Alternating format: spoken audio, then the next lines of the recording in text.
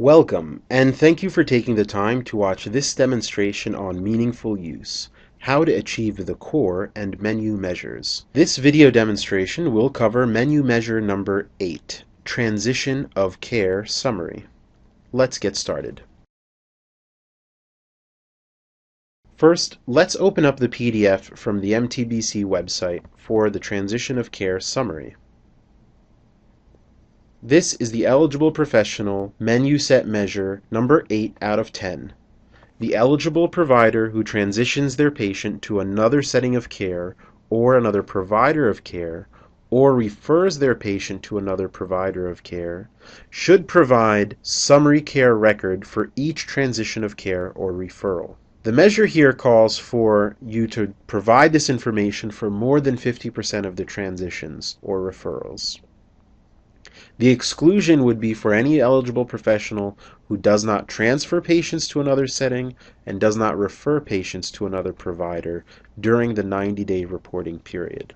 Let's scroll down and take a look at the definition of terms, attestation requirements, and additional information for this menu measure.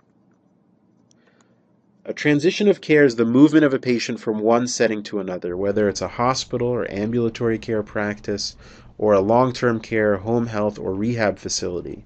And referrals are very straightforward. If you're a specialist, you'll receive referrals from the patient's primary care physicians. Those are required to provide the summary of care record if you choose to perform meaningful use and include this menu set measure. The attestation requirements here are again numerator, denominator, and exclusions. The denominator being the total number of transitions or referrals during your 90-day period. The numerator being the number of transitions of care or referrals, and referrals in the denominator where a summary of care record was provided. And again, the exclusion is any provider who does not transition patients or receive referrals. And again, you have to provide that for more than 50% of the patients who transition or are referred. And now think about this in your normal workflow. If you are a referring physician, you are already providing this summary of care record to the patient specialist. More than likely, you're giving it to the patient to take with them, or you're faxing it directly to the referring physician. And likewise, if you're a physician that receives referrals, if you're a specialist, you're probably already faxing back your notes to the referring physician. That is a summary of care record. So you can provide it in one of two ways. You can provide an electronic copy to the patient, or you can provide a paper copy to the patient. Or in an ideal scenario, you could provide an electronic copy to the provider directly using something like a health information exchange. So if your local hospital or your local county or your local insurance company even has established a health information exchange, the MTBC EHR is ready to communicate with that health information exchange. We're already generating the necessary files to provide that communication. And you'll be able to use the MTBC's continuity of care document to provide these summaries of care. In a scenario where you do not have a health information exchange on a local level, you can simply provide the patient with an electronic copy or with a paper copy of their record.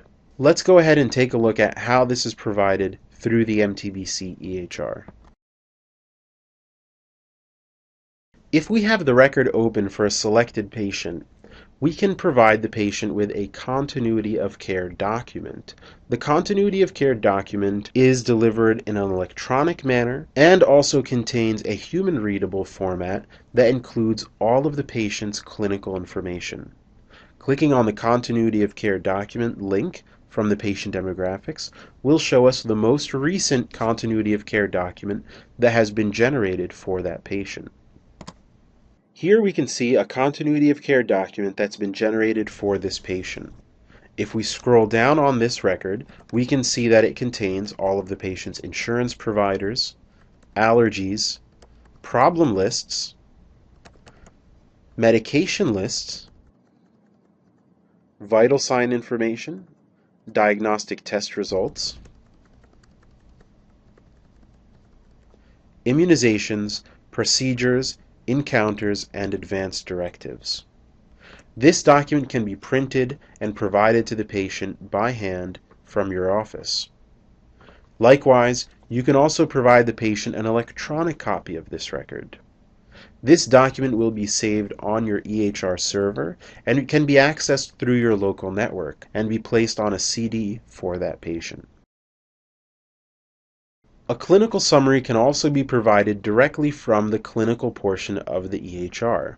Clicking into a patient's charts and printing the most recent note for that patient will provide a complete clinical summary for the entire record, and from the clinical portion of the charts, you can fax this directly to your referring provider, or you can print it and provide it to the patient.